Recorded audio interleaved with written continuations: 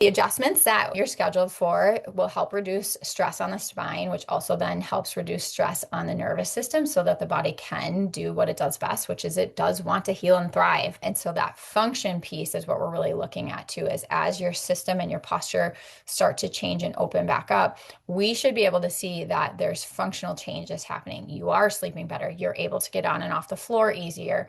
If it's a child, like that they might be latching better if they're a young child and they're nursing. So that again, it's like how the nervous system's able to interpret what it needs to do in its environment. We should see that you're noticing positive changes. All right. I just want to introduce the fact that all of us are working towards this common goal for you, which is to help you return to that state of ease and that state of health.